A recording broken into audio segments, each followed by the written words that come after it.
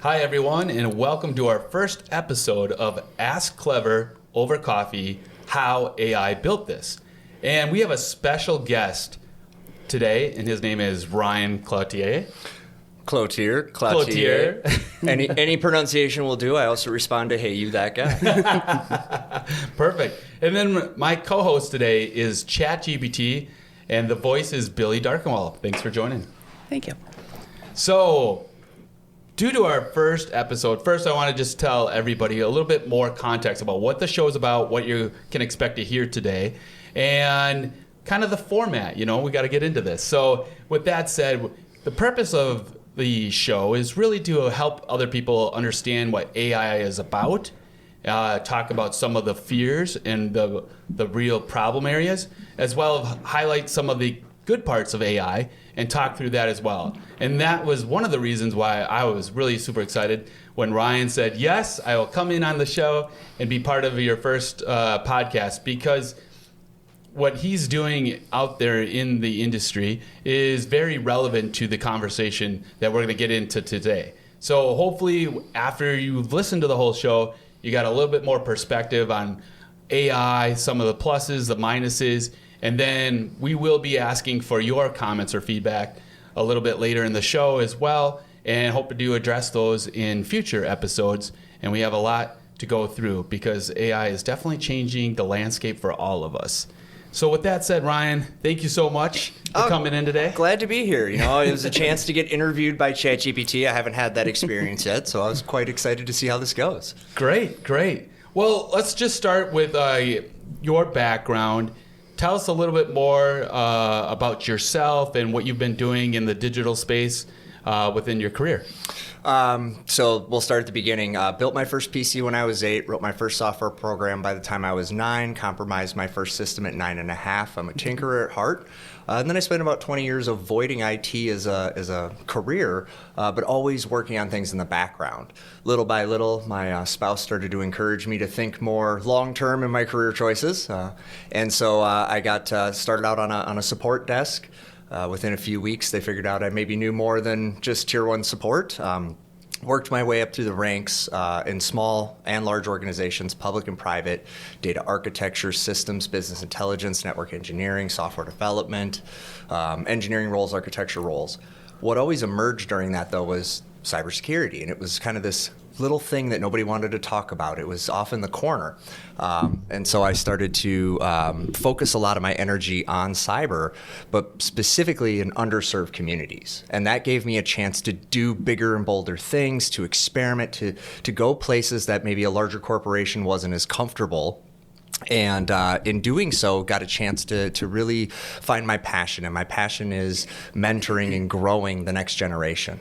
And so as AI began to emerge on the landscape, it was a very practical next step for me to embrace that. And where AI and cyber intersect is where my strongest passion is today. All right. Well, tell me a little bit more about your first interaction with AI. Was it ChatGPT? Was it something else? What was kind of your first introductory? So separating, say, static AI from generative, it was Siri. Okay. And, everybody says, oh, AI, it's going to destroy the world. I said, nope, it can't even spell right. It doesn't know what I'm trying to do. I'm asking for directions. It's sending me to the wrong state. But I realized it was coming. And so I was kind of keeping an eye on it. I had played with various very narrow band AIs, doing certain, statistical analysis. I worked for an ag company. We had a project where we identified bruised fruit. So that was kind of my exposure to AI up until we hit the generative AI, and then it's been all hands in and up to my shoulders and then some in prompt engineering and other things. So, all right.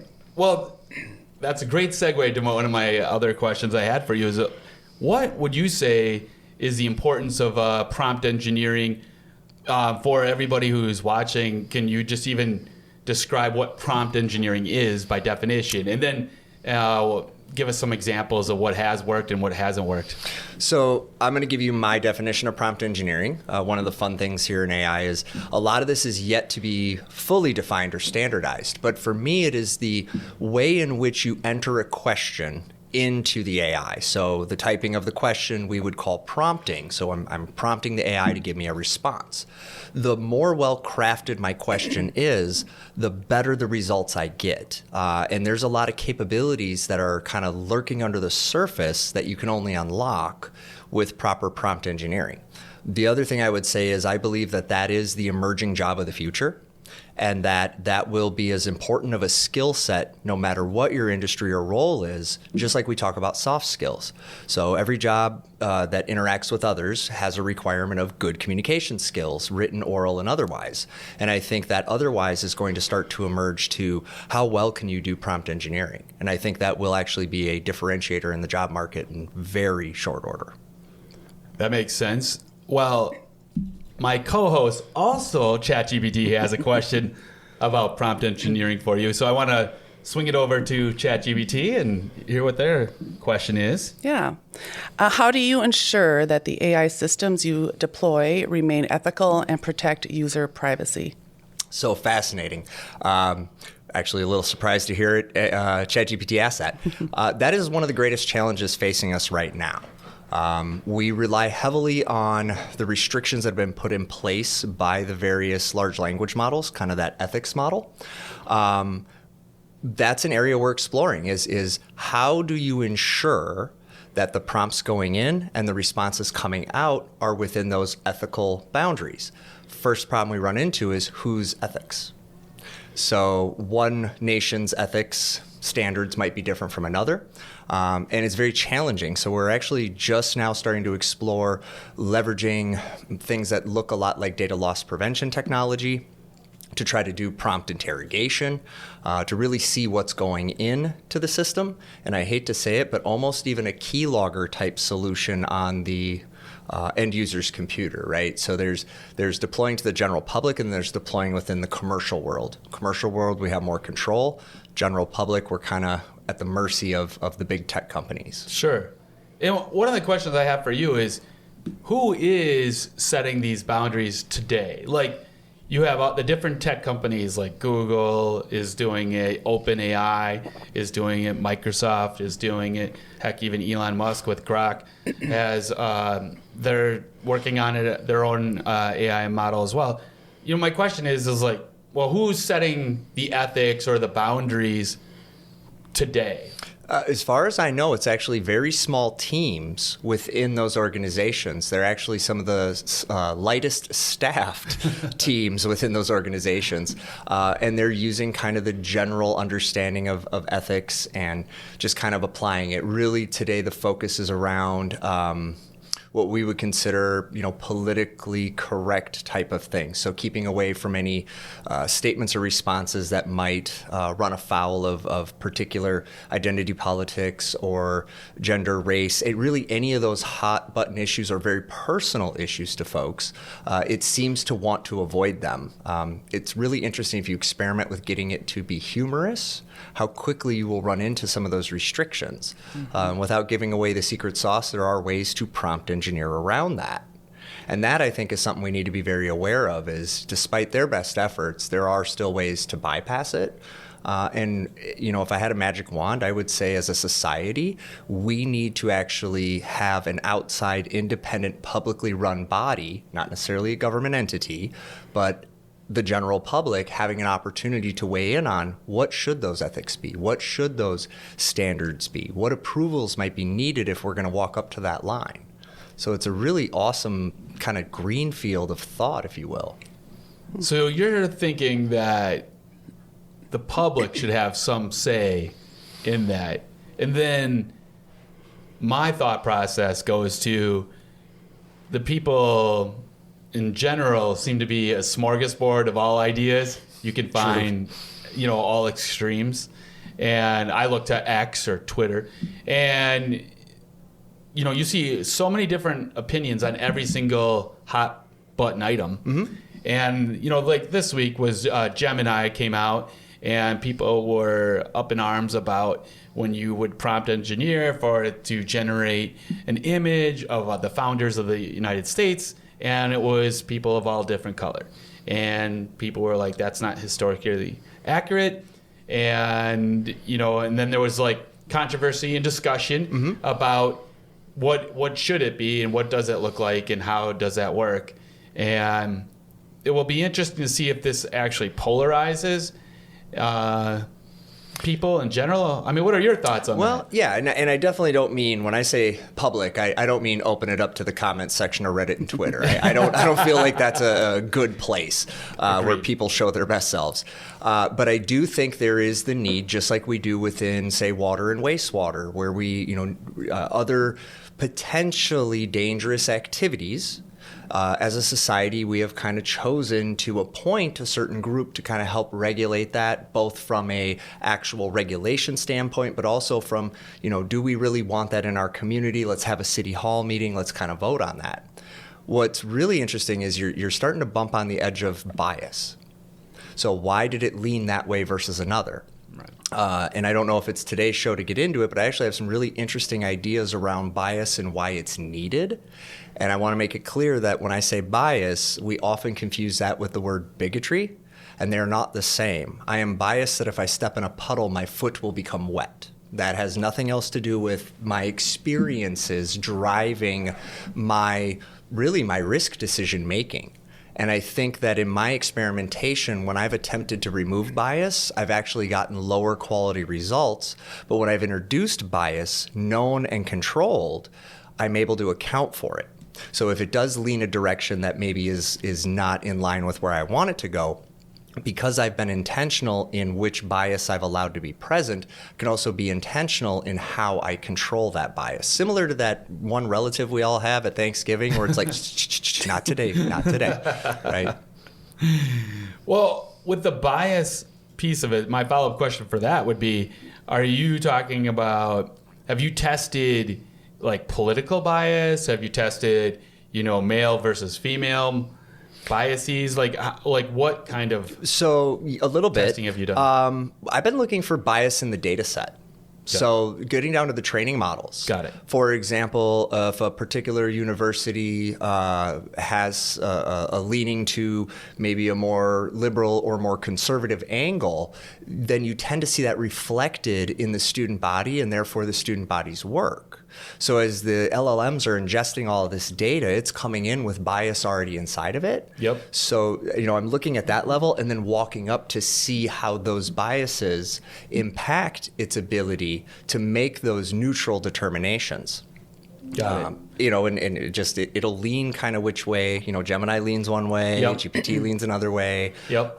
But you can also, in experimenting with creating your own models, you can negate some of that or introduce it. So it's really early on, and these are really hard problems. But I encourage everyone listening today, get in there and try for yourself. Right. You know yourself and your community best. Yep. See how it reacts. Do you feel that it's aligned to you? Because I think part of what we have to have here is a voice of the community that says, hey, this is great, but it doesn't quite fit us. We would like to maybe, be more represented, or maybe it's over-representing a group, and we want that to be more neutral.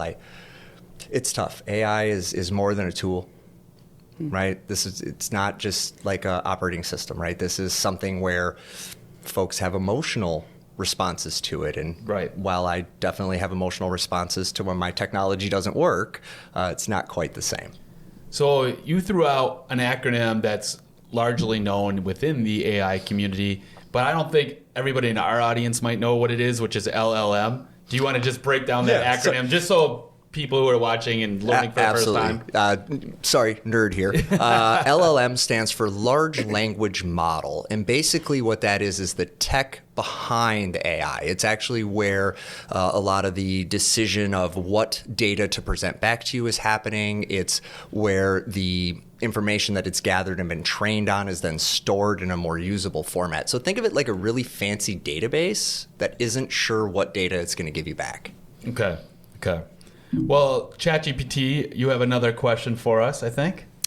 In what ways are you involved in government or civic procedures related to cybersecurity? Hang on, ChatGPT. Number 4. Can you read number 4? I sure can. Awesome. Could you explain the concept of prompt engineering and its importance in AI development? Definitely. I think so. Prompt engineering is the way in which we're going to interact with the AI. It's how we're going to give it its instructions. And I like to talk to my AI like it was my 5-year-old child. So I'm giving it very prescriptive, very direct, with a little bit of freedom to kind of make its own choices, but within the boundaries. So which one of the 3 candies would you like to choose from? Not you have your free reign to pick everything. So prompt engineering is that art of instructing and interacting with the AI to feed in your questions to then get back the responses. And then subsequently, when that response isn't quite the perfect fit or it maybe missed the mark, coaching it and kind of gearing it back. Okay, yep, this is really good, but I'd like it. For example, it's a real prompt I do for fun. Anything I make the AI do before I call it a day, I make it do it again as an angry pirate from the 70s. Also, a lot of fun. So let's go explore that just a second here. So when you said that you're talking to the AI as you are a 5-year-old or talking to a 5-year-old, is that what you recommend for anybody trying out for the first time? If they're going in and they need just to test it, just asking very basic, simple questions is the best way to get started to try out? Yeah, I think so. And I think truly talking to it like a human versus a machine will give you vastly different answers. How so? For example, if I say, do this, make me a paper, write me an essay. Okay, it's going to do that. But that essay is going to be lacking personality. It's going to be lacking that human feel. But if I say, write me an essay like George Carlin, now I'm going to get something that's got more of a human-esque touch to it. So one of the prompts that I like to do is, give it just a basic instruction, kind of a robot make me coffee, right? Just that really simple, straightforward, direct request.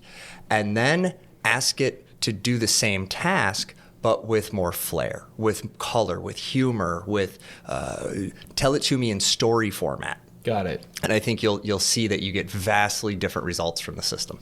So one question I have is that, in the past, I would say couple weeks, that I've really experienced being suckered into deepfakes and different AI generated like video clips of different people, specifically politicians, that are being generated with the same voice.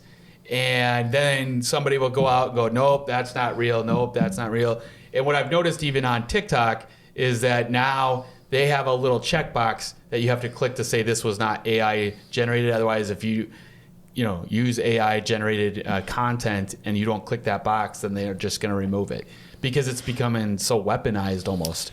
Well, I mean, what are your thoughts on, people using AI nefariously?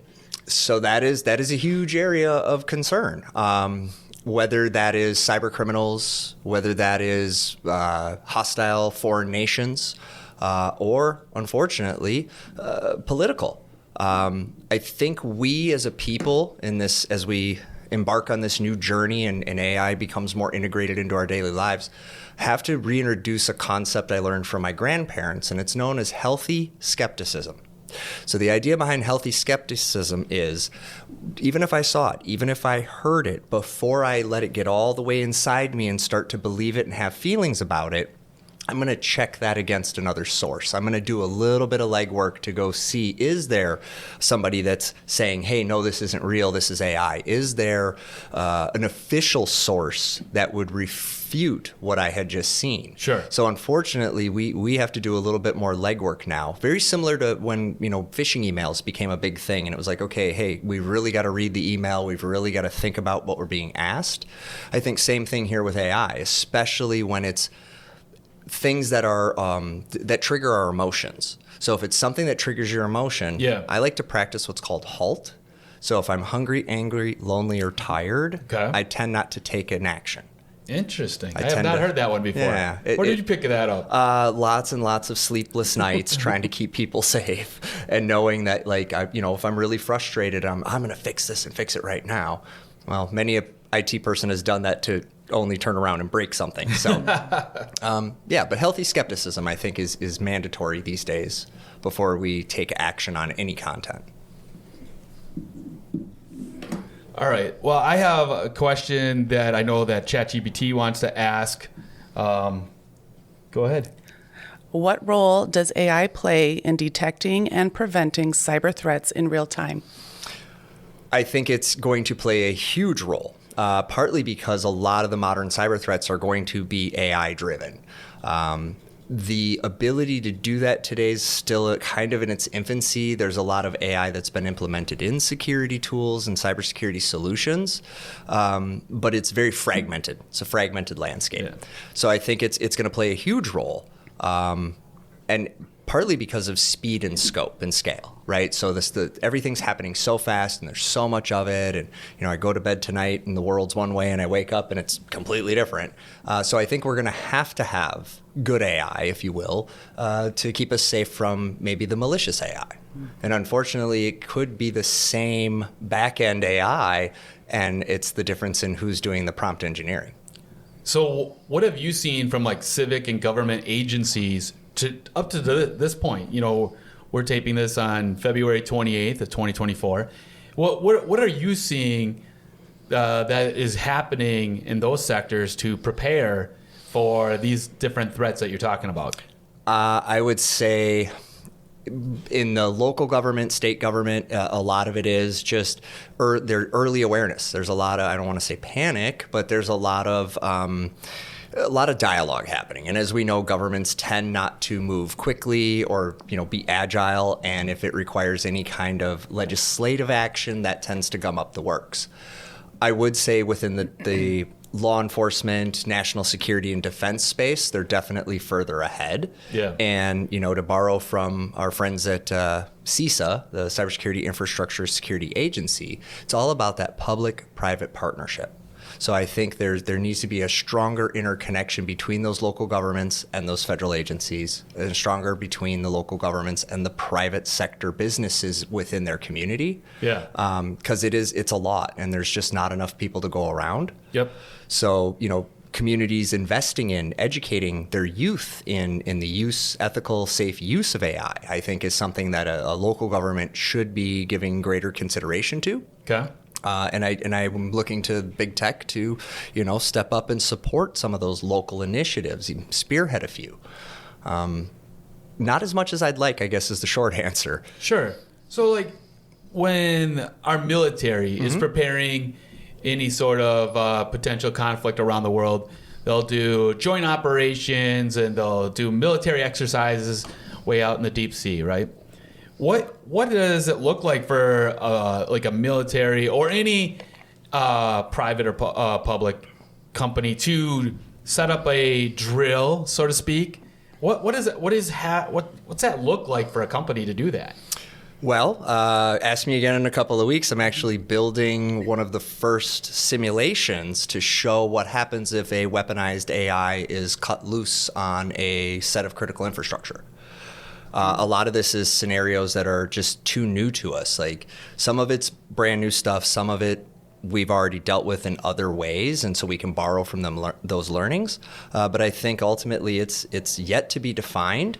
And some of us are trying to get those simulations and tabletops going before we actually have to do the real deal because somebody did something bad. So let me get this straight. So are you like prompting some really ugly scenarios or talking in a very negative, ugly way to AI to see what its responses will be and what kind of suggestions it's giving to continue on down a dark path? Is that what you're suggesting in the simulation? Yeah. Not actually interacting with the AI, though, because I don't want to give it ideas it doesn't already have. So in an isolated environment, running scenario-based, think of it as like a virtual simulated game. Got it. So in this scenario, the AI is the attacker. It's being driven by a foreign hostile actor. Okay. And the AI is then encouraged to, say, write the malware and then execute that malware and basically be the hands-on keyboard, if you will. But doing that in a completely isolated environment so that, again, we're learning, we're not creating an accidental situation. So I would caution anyone from doing anything malicious with any of the AIs that you have access to, even in an experimental way. You could, inadvertently teach it something it didn't already know. And more importantly, B, you will most likely get a visit from your local FBI office who is going to be very keen to talk to you. So keep yourself safe as you do play with this thing. You can make mistakes that have consequences. Yeah, and what's also interesting, another thing that you touched on just now, which is AI is moving into this no-code generation. And I've seen multiple tech people talk about that coding is done.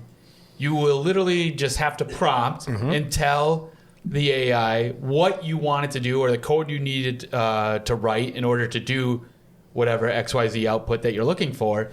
And so when you're talking about malware, which I think every single one of us has experienced in some format over the years, I mean, you're always like, don't click on that link, don't do this. And every time one of us does, you're always mad at somebody in the house for doing that, So now with AI and the ability that there is this no-code environment, and you could just have it write, malware, doesn't that even put everything at a higher risk for security because it doesn't take a lot of technical people in order to do? Yes, I would say things. Yeah, I would say the availability. So over the years, we've seen this happen as a trend with cyber criminals. Back when I got started, you had to actually know what you were doing. You had to know how the computer worked. Exactly. Little by little, though, these toolkits and other things came out that made it easier for somebody to commit cybercrime without necessarily being, say, a computer programmer. So AI is going to accelerate that. I think the bigger risk, we already have a problem with knowing what's in the code, why it's there, and how it's working. And so if we're now accelerating that while abstracting even further away from having folks that understand how to read that code and interpret it, I think we could get into a situation where maybe a generation from now, we don't have computer programmers because we've allowed the AI to do that for us, and we didn't see the value. I'll cite a stat real quick. I forget who did the study, but they basically went to a bunch of high schoolers and said, tell us how you're using AI today. And the students' responses were, yes, we're using it. What was shocking was 70% of the students said, if the AI knows it, I don't need to. And I found that to be a very concerning statistic. So if the AI has the answer, I don't need the knowledge. And I think that for me represents a pretty slippery slope. Well, I do have a teenager in my house, so we do a lot of these role-playing scenarios. And so, one question I would have for you is, I know my son would refer to math in math class and go, well, Dad, I really don't need to learn how to solve the problem because a computer can do that. Nobody uses this in real life, Dad. I don't want to learn it. Right? And so then my response, of course, is, listen, son, it's not so much the answer, it's the how you learn to solve the problem. That's actually the skill set you're learning. Is just like, okay, I have this test coming up or I have this assignment I need to work on, and I have to do the work. Now you got to actually put forth the effort to solve your problem that you got to show the work. It's not necessarily the math equation that you're going to keep the rest of your life, but you are going to learn how to learn. Yeah, and I think there's a piece of that. I also think that for me, it's important that if a system has the ability to affect health, life, and safety, that at least someone in the group can explain what's really going on behind the curtain. Sure. And I think that's the bigger thing is that maybe a dedicated type of engineer? Is that maybe, the general public doesn't necessarily need to have those details, but some expert somewhere. I use power as the analogy. So almost all of us know how to consume electricity. We plug in the wall, and we were given the basic training. Don't mix it with water. Don't put the fork in the outlet. Don't lick the toaster when it's running. Right. Okay. But we don't get electrical awareness training from our power company. Nobody's coming to talk to us about line voltages or, hey, do you know how this transformer works? Right. In the world of computers, we've kind of expected that this whole time. We've said, well, it's a user training issue. It's a user issue. It's user. And I would challenge and say it's an engineering problem. We didn't engineer for the simple use of this without all these areas. And so as we adopt AI, I think the same thing is true. We need to train to a certain level of safe use, just like any power tool, really, right? You open the box that says, hey, don't put your hand in it, don't do these things, wear some safety glasses and some earmuffs. And I think we're going to have that same conversation in AI, but also we still have lumberjacks, right? So yeah, I can go to Home Depot and buy a chainsaw, but to take a tree down in my front yard, I probably should call in the tree expert. Well, absolutely. And then that goes back to the larger question of who's really in charge of all this. I saw like a year ago when Congress, or a couple leaders in Congress, invited all the tech leaders to come and talk about setting up some regulations around it. And to my knowledge, and correct me if I'm wrong, but I don't think there's any sort of concrete regulation that the government's provided about what you can and cannot do. In fact, they have never even created some sort of agency to kind of, mind over that. And now with lots of different companies coming out within the next 12 months of different robots and different things and tools, where is the regulation or oversight of going, no, you went too far. No, we need a safety belt over here.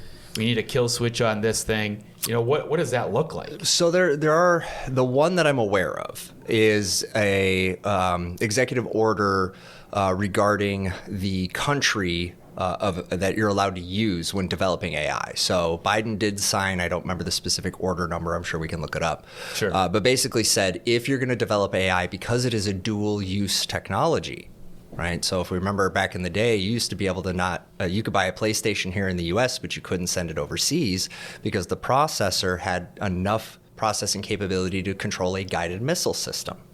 So the one regulation I am aware of is the executive order that kind of says, due to the militaristic dual use capability, we want to make sure that anyone building AI within the bounds of the US for the consumption of the US market is using US based AI only. Yeah.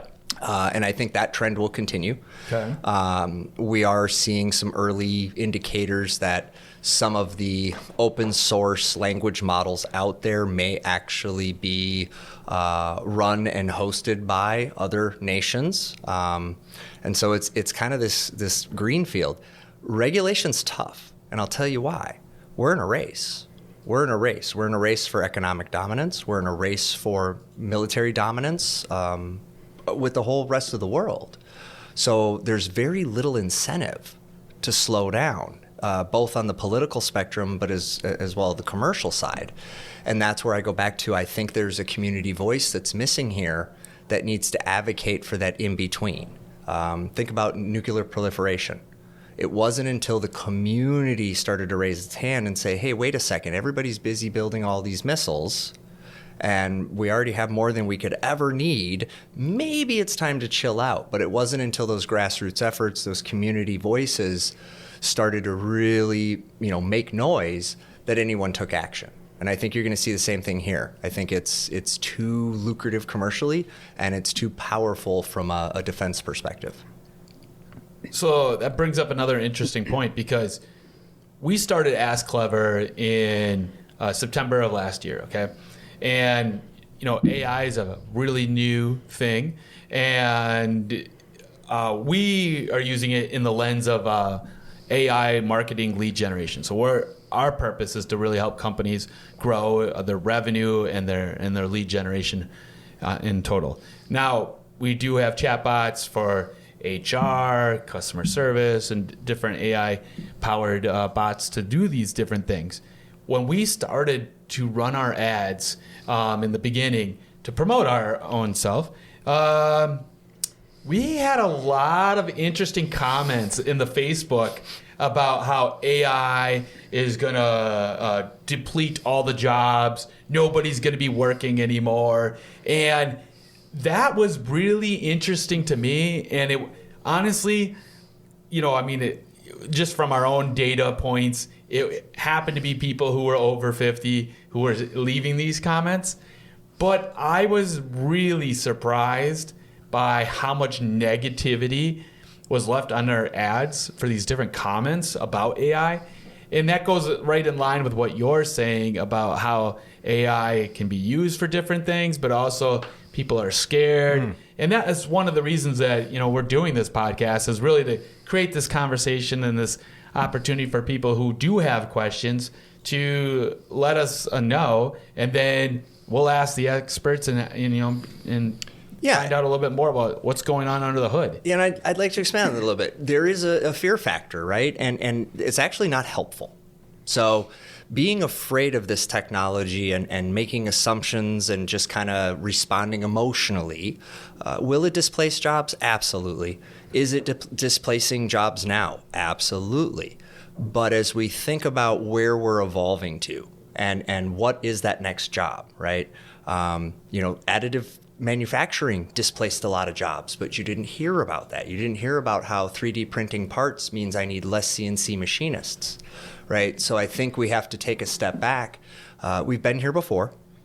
There was a guy made horse whips and buggies, and then this thing called the automobile came along, and boy, and actually that's where Luddites, little interesting side note here, Luddites, they were a group who were resistant to the Industrial Revolution, because they saw the centralizing of manufacturing, eliminating the rural community. Turns out they were somewhat right, but a lot of those folks made that transition, Sure. right? We went through this with mechanized farming. Same thing, you're going to kill off all the farms. Right. We have, to a certain degree, adjusted what that looks like. So as commercial farming became more, large scale, but also, everybody wants to be able to get their food at a price point, that they can afford. Right. And if you think the prices are high now, imagine what they would be like without some of that. So I think it's, again, back to that community conversation. I'd like to see folks, instead of fearfulness, show curiosity. Let's ask the questions of the people in charge. Let's have those dialogues in our own local communities, because you're a small business owner, you're using AI. I want to talk to you about how you're benefiting from it, and also, like anything, what are your concerns? And I think the more we do that and engage, and I encourage people, please submit questions, engage with the content here. That's how we're going to get those answers figured out, because I don't think any one person has that fully figured out yet, or even partially. But given the speed, and that's the big factor, is the speed of change is so profoundly different than before that it's hard to comprehend. Yeah, and it does remind me, so I've seen a lot of change in my lifetime. When I was younger, the neighbor worked on copy machines and typewriters. And man, when the computer came out, he was like flipping out, like, well, there goes my job. And he was telling everybody in the neighborhood, well, I'm not going to have a job. And sure as heck, he didn't after a couple of years. And, you just had to modify to a different skill set, which was, computer repair, which obviously there's always going to be a machine that needs help to be fixed. But he didn't look at it that way. He looked at it as the typewriter's going away, now I'm out of a job. It didn't look how to adapt. That, of course, there'd probably be training to learn new machines and how to fix those machines. Kind of like a car mechanic, really. Yeah, exactly. Over the years. I mean, that's evolved quite a bit as well. If you go, neighbor of mine is a old mechanic, right? Retired. He came up. He's the guy that could take a screwdriver, stick it to his ear, put it to your engine, and tell you exactly which seal isn't working well. I got a relative that's in the mechanics business, and if the computer doesn't say what's broken, then nothing is broken. Even though we can all hear this like horrible squealing coming from the rear end, it's like, I don't know, the computer didn't throw a code.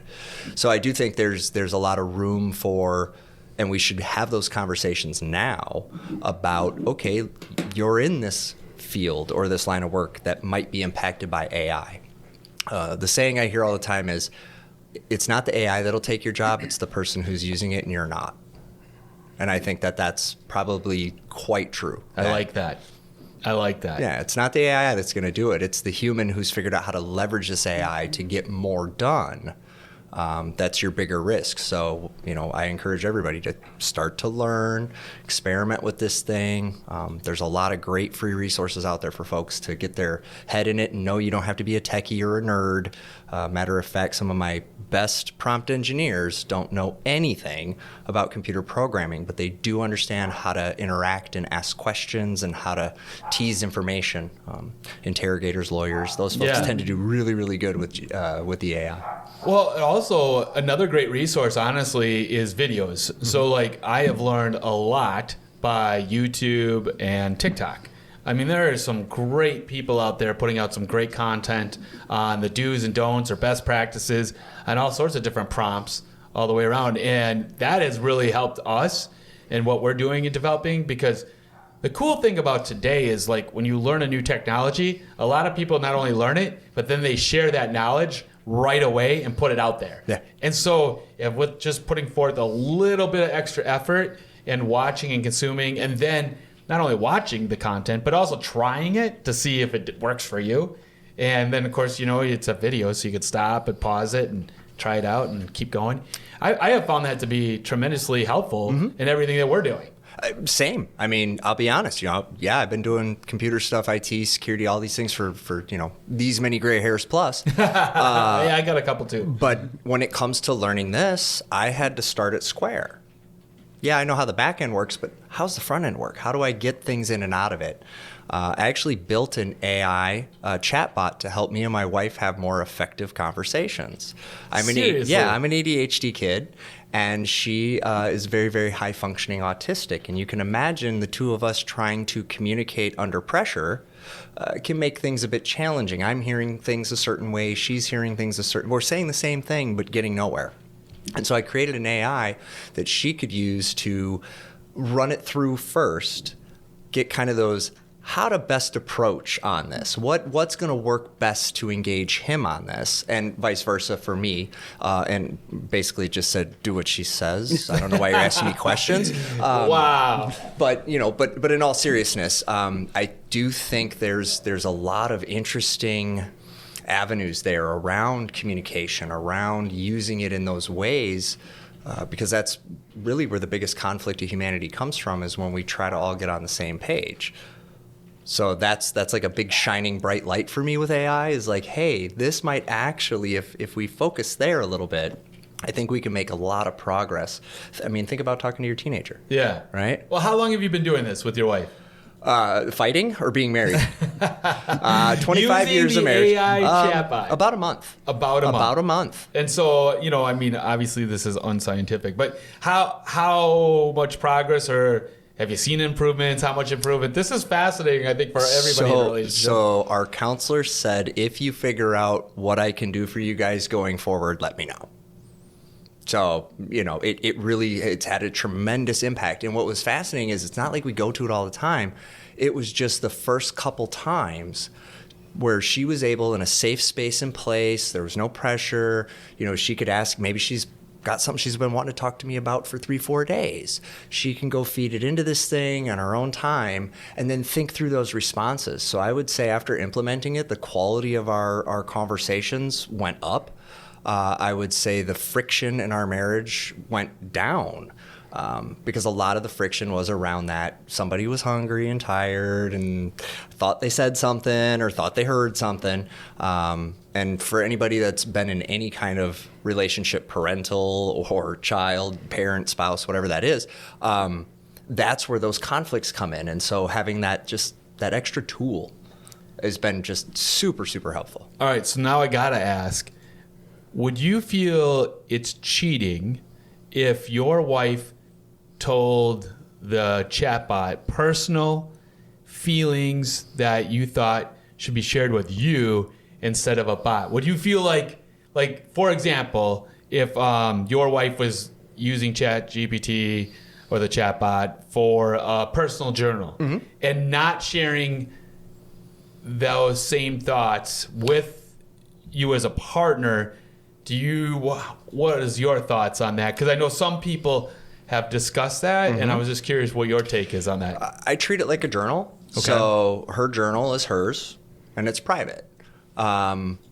We have had discussions about who controls what, and maybe we don't want to put all of our deepest, darkest secrets in the AI that we can't control. Okay. But I do think that that's that respect to privacy. I then have to count on her, just like in the analog paper world, right? If you have those feelings and they're impacting the relationship, then I'm counting on you as a second half of this equation to bring those to me after you've had time to process them. So for me, I don't distinguish between the tech whether it's a Word doc, a notebook, or an AI, for me, it's still that human piece of you're going to have those private thoughts and feelings. You're going to need some time to work through them. And, as one that's committed to continuing a functioning, healthy relationship, at some point they should be shared with me. Right. Where I get more concerned is with our kids. And for example, Snap has an AI built into it that you cannot get rid of. And anecdotally, what I'm hearing is a large percentage now of our youth, I believe the 10 to 17 range, will go to the chatbot for their most intimate, personal growing up questions before they'll go to a sibling or a parent or another adult. So I think for me, that's the bigger concern is not so much what are spouses telling each other, because I mean that's a problem as old as time. That's right. But what did my kid ask it, and what advice did it give my kid that my kid then took to heart? And do you feel like tech should kind of, since in this scenario that you're proposing, everybody is under the age of 18, do you think that tech should alert the parents, or should the parents somehow have some parental controls or parental abilities to see what's going on? Absolutely. Just like you would if you give your kid a phone. Of course, there's different apps where you could track and you can read all their text messages you want. There's all sorts of different things to monitor your child. But when it's, a platform that you really don't have access to, I mean, tech hasn't really come out and said, oh yeah, we're giving parents control, or here's your parentability on these things. Yeah. What are your thoughts on that? Well, I mean, if you saw a few weeks ago, they were getting themselves into a little bit of hot water with Congress because of this, right? And this is before AI. This is just, hey, social media and its unregulated use by children has not always gone well. Right. I do think that given the fact that it is, the youth doesn't view it as a computer. They view it as a friend. And so I think it's important for parents to have the choice if they want to opt in or opt out. I'll tell you this quick story.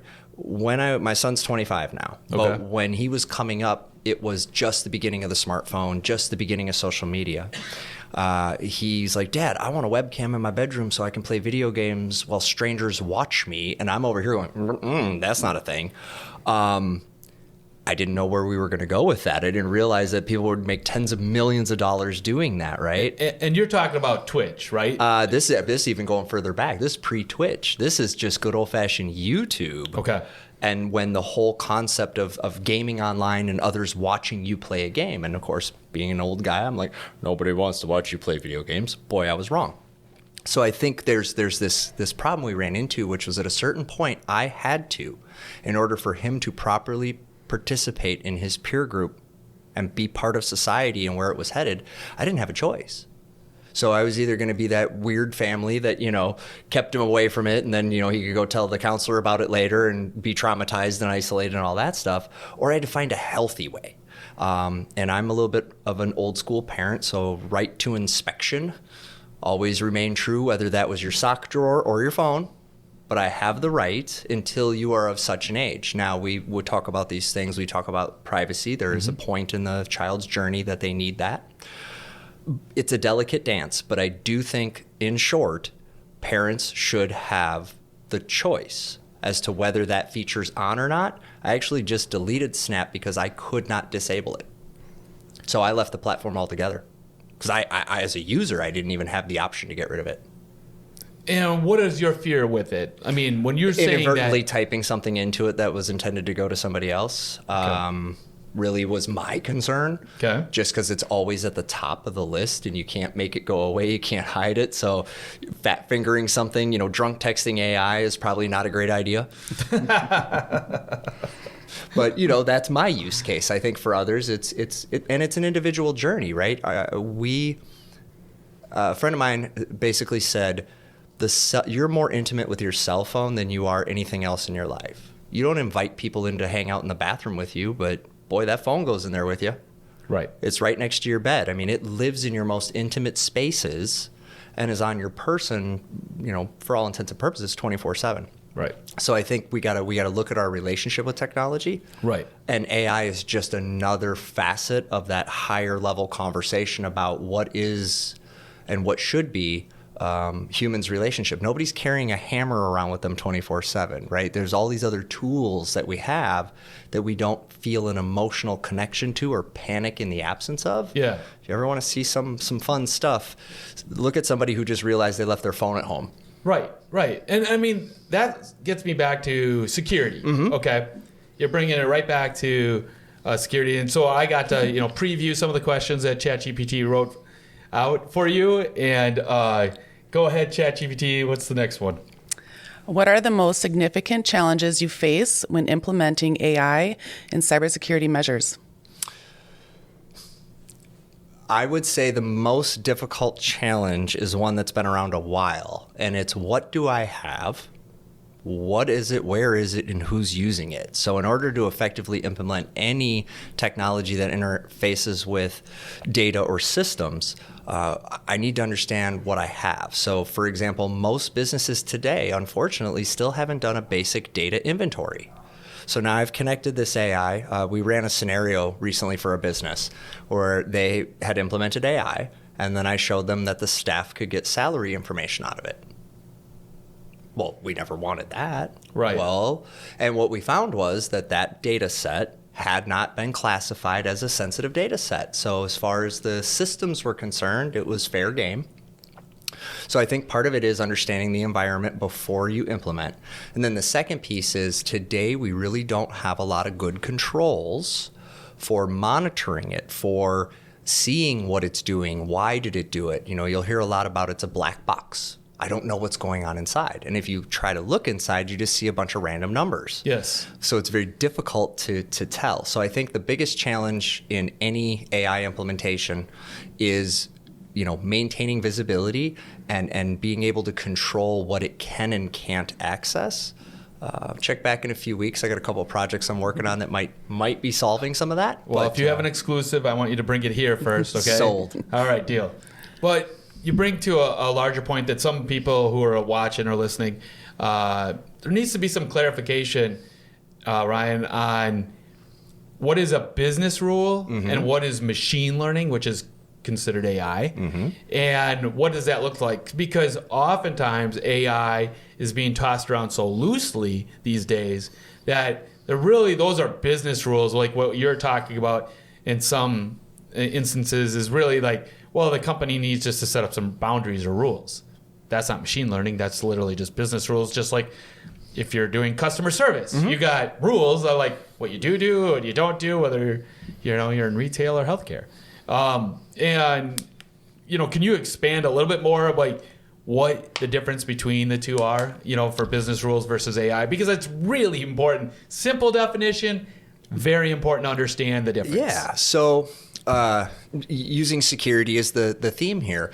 The very first thing I do when I go into an organization is I look at what we call administrative controls. So administrative controls are going to be the rules of the game. Company policy, unspoken cultural norms, what is the people side of the technology equation. And then we will take those administrative and then we'll go look at the technical controls. So do you have a antivirus? Do you lock your computer when you walk away? Those types of things. Well, those technical controls are almost always the result of those business rules, those administrative controls. Finance has been doing this the longest. So if we think about like accounting, right, we have to be precision in our accounting. We have to be transparent in our accounting. So companies create business rules around the movement of money and who can cut checks and who can't. Right. That's just a piece of paper somewhere in an employee handbook. Correct. And then it's on the onus of the business leaders and managers to make sure that's being enforced. And then, of course, that takes time. So we come with a technology that can then help us, hey, Karen accidentally cut a check for $10 million and her limit is set to $10,000. Right. Now we can do something technically. So I think businesses today are still struggling a little bit with defining those rules. And the biggest fear I see is that business rules, which will then inform the machine learning, the technology piece of how it's going to do what it does, they're worried about stifling innovation. And so they're actually not as keen to want to define, because if I define it, what happens tomorrow if that's now in conflict with a new way to make revenue? Sure. I know you're not an expert in healthcare, but I would like to ask you this question. Mm-hmm. So in healthcare for AI, you have obviously a lot of privacy concerns, you have HIPAA, but also on top of that, there's a lot of case history there. There is a lot of data points that any hospital has access to. But because of these other privacy concerns or what have you, you have to have a controlled sandbox in order for it to work. My question to you is you got the business rule side of things, but then you also have the machine learning. And in healthcare, for example, if a doctor is doing an exam and then wants to get a second opinion from the AI hospital chatbot, and they can look through 30 years of cases for that same different symptoms and then give you a percentage of what it looks like for surgery or other things. That almost replaces a second opinion because you have all these data points, but then as those are the business rules, but then you still have the human or expertise that you can't be lost. That still comes down to, well, what do you really think? Yeah, well, so healthcare is really interesting. I can't name the company, but a very popular electronic medical records management system in use kind of everywhere had a diagnostic module. So they were doing exactly that. Okay. They were saying, okay, you know what? I think it might be and they would feed it into this diagnostic AI-powered thing, and the AI would then say, yeah, most likely this or that. Right. Well, what we found was 80% misdiagnosis on the behalf of the AI and no human intervention because we've taught people to trust computers. Interesting. The answer is always the right answer. Computers don't make mistakes. Fascinating. People do. So, and maybe that'll be in the news at some point, once all those court cases finish. The other thing is a really one that I'm very excited and passionate about is the advancements in early breast cancer detection. So AI does have amazing things it can do for us. Tell me more. So, for example, there's an AI out now where it is able, I forget the exact percentage, but it's significant. I want to say 30 or 40% more likely to catch breast cancer 2 to 5 years ahead of the most current early detection methods. Because of the points you brought up, because it has all this imaging. Well, 2 to 5 years is significant. It's huge. And it that's game changer. For the patient, also for the industry, because it's a lot cheaper to intervene and treat you early on in that than it is later on, right? It's less invasive for you. It's clearly. So how does the AI know? Specifically, can you break that down? So full disclaimer, not a lawyer, not a doctor. For entertainment I may purposes occasionally play one on TV. What I understand it's doing is an advanced form of image comparison. So it is able to look at the image in non-visible light spectrums. Got it. So the doctor can only see the light spectrum they can see. So colors, basic light. Where the computer can look at, say, infrared or magnetic or other spectrums of imaging, and it's able through patterning to detect when a potential spot, if you will, has enough indicators of potential precancerous that they're able to say, hey, you know what, we think this might be a thing, and if at the very minimum, start keeping a closer eye on it. So instead of coming in for your next scan, say in 5 years, you might come in next year. So, there's a lot of good stuff there, although I'd like to advocate that we could do the same in men's health with prostate cancer, but that doesn't get near as enough attention right now. But, I think that's where we're going to see great stuff. The other thing is you're going to see a lot of interesting things in the world of prosthetics and prosthesis. If you look at Neuralink, what's the whole original intent behind Neuralink is to be able to bypass spinal injury, to be able to do things that allow people to restore a quality of life. So there's good. My concern is around, again, I brought this up earlier, losing sight of expertise. So if no one knows how it's doing what it's doing, you fast forward far enough and it's just, it's like idiocracy. We just trust that the button's green and therefore it's green. And so, but it's it's not all bad. There's actually a lot of really amazing stuff that some of it's emerging, some of it's emerged, but it all goes back to that we need as a people to kind of say, hey, if we're going to use it for things like diagnosing, we probably want to scrutinize it a little bit more aggressively than if it's making my kid's next coloring book. And that brings up a good point about, I like the comment you made about whether too many people are just trusting the computer and the machine and not getting the expert opinion, because there is the fine line of, training and going to school versus a LLM, a large language model, that is like literally teaching itself the same thing in a different way. And where does that line of like expertise and experience, over a machine learning, and you got to question the different pieces as well. Well, in compassion and ethics, so I'll give you a little secret. Me and some of my friends might be working on poisoning AI, but using ethics and compassion as the poison.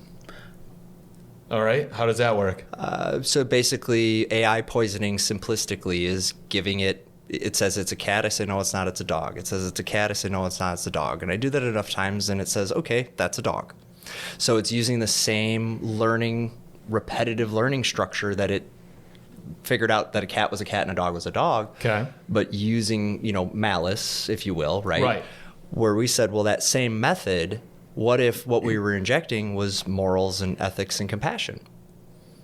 Because the one thing it lacks is that it doesn't have compassion. My doctor may choose to write up a procedure for me that the computer would deem not worth it. Right? Doctor says it might not work. My dad's a great example. As a survivor of stage 4 colon cancer, 10 years, 15 years now, I think. He statistically had no chance. Yeah. They said, that's it. You got 90 days. And he said, well, what can I do? The computer's answer would be nothing, and here's your palliative care. But because he had a doctor that went, I don't really think it's going to work, but it's going to help you to feel better. So they hit him with chemo, radiation surgery, and he's here today because of that. And so, that's one area that we really got to think about, especially in medical, especially in warfare. There's a reason we want the human to be the one to push the button or pull the trigger, and it's because there's that human component. And I just have not seen AI yet do that and make a illogical decision based on emotion. Sure. Which is good. I'm not encouraging us to do that, but I mean, that brings up another good point so my mother has Alzheimer's, and as of today in this recording, she is in hospice. And over the last, I would say 6-7 years that we've watched her mentally decline, we as children can't be there every day. And then, she's in assisted living and all these different scenarios, and doesn't have the ability to interact with people as much. And one thing that I could see value in is if you had an AI robot that could constantly communicate to the loneliness of people who feel isolated. There is extreme value for this certain age group that just literally requires a lot more attention than there's not enough resources available. Absolutely. And I'd like to see something where your mom has that ability, and you as the child also then, hey, what has mom been talking about? And maybe it prompts you so that when you do go to visit, you can pick up on a relevant part of a conversation she was already having to connect better. So I like that. Yeah, I think there's a ton of stuff there. What's most important is that, again, you have that right to be part of that process. What I would hate to see happen is the product comes out, it does the great thing, we all love it, we buy it, but we never ever get to be part of it. We don't get to say what it can and can't do. And I say that because, again, as a hacker, as a cybersecurity professional, I assure you that my days are spent trying to get the things that you want to work the way you want them to work not that way. And when it comes to things like our emotions and our relationships, I think it just deserves a higher degree of scrutiny. That would be the one thing I would call for, is if it is going to cause emotional responses in people, as an AI tool, that it should go through an additional level of rigor and scrutiny to make sure that those security aspects have been accounted for, that the quality of the information that it has been accounted for. Well, wouldn't that go back to your earlier comment about your wife using AI to formulate her thoughts, or even just to get additional feedback?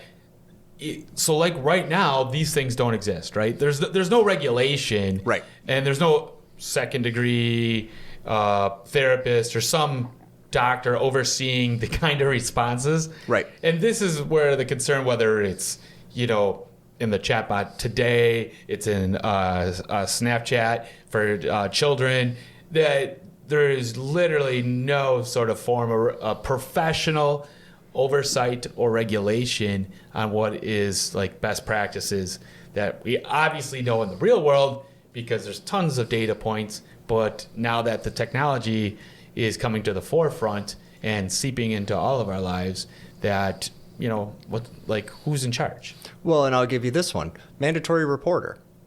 So if you're going to introduce an AI into a healthcare setting, okay, all healthcare professionals are mandatory reporters. This is why you get asked if you feel safe at home. Oh, sure. So how do you handle that, right? So not to create more areas of concern, but actually to create tangible areas in which we've put so much effort. We are very clear on what mandatory reporting means, and we've got training. So fun thought exercise for all you wizards out there.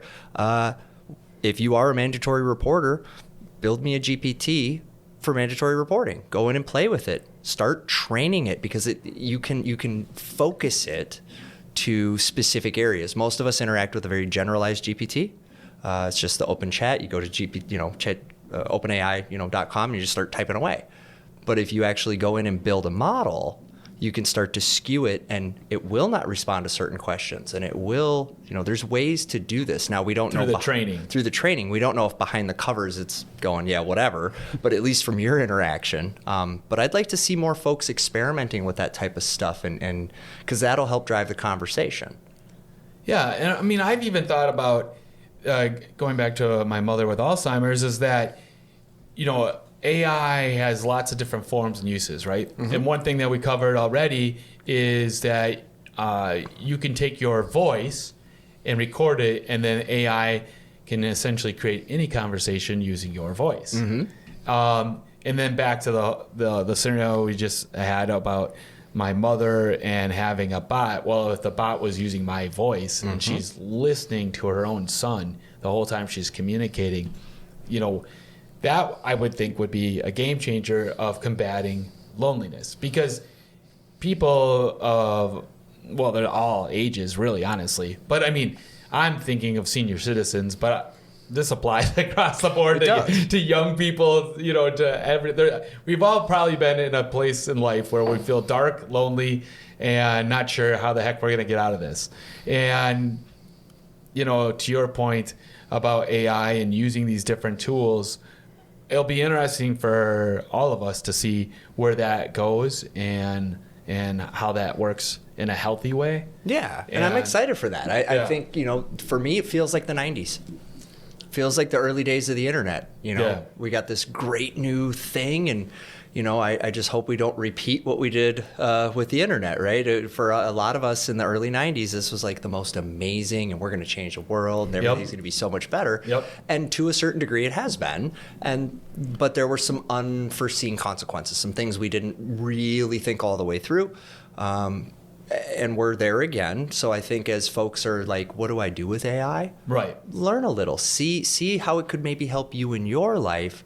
See what it does that you like and what it does that you don't like. Because nothing will help the engineers make better decisions than that knowledge. Nothing will help the regulators come to an agreement sooner than that public support. And so, kind of the theme here is that call to community action to engage the podcast, to leave comments, to, let's ask some thoughtful questions, because I think we're all owed a whole lot of answers. Well, if we get a lot of questions, we're of course going to have you come back in, answer them for the people, because, man, this has been a lot of fun. And I cannot say thank you enough for you coming in, take the time out today to talk to me and our audience, and just to bring a lot more context about what's going on, what you're seeing as an expert in the field, and how we can all be a little bit better prepared. And then, of course, with all of these different topics that we covered, and we covered quite a bit, is that you're going to have questions, right? And the next question would be, well, how can I shoot my questions to you guys? And so on social media, on Instagram, we are at askClever, askClever. We are on YouTube, which is called, our channel is called askClever-Over-Coffee-Podcast. And on Facebook, you can find us at askClever. And we are also on TikTok at askClever.ai. So if that isn't confusing enough, you'll find us everywhere.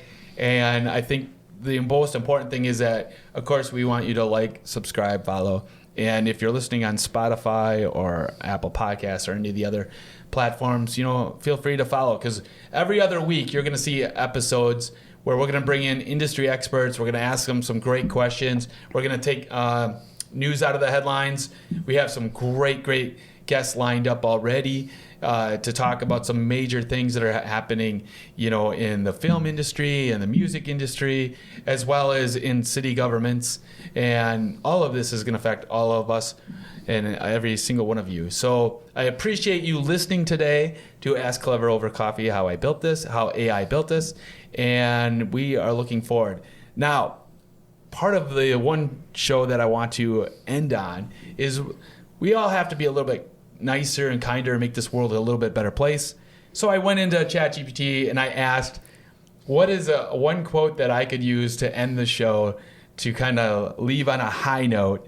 And I really like the one that they came up with. And so I'm going to end it right here with, be kind whenever possible, because it's always possible, from the great Dalai Lama.